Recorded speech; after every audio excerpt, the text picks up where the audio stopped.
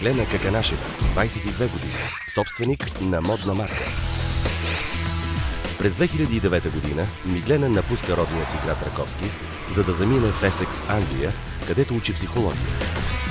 3 години по-късно се връща в България, за да разработи собствената си модна марка. В момента Миглена е собственик на модна марка и цех, а дрехите й се продават в над 10 български града.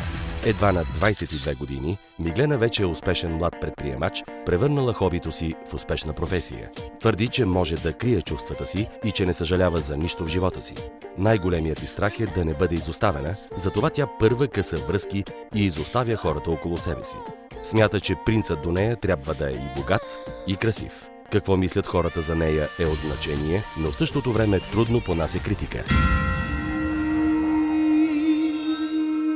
Миглена е католичка и вярва в съществуването на висш разум, който координира реалността спрямо мислите на хората. Най-голямата й мечта е да създава дрехи евтини колкото един обяд и да основе безплатни психологически училища за деца.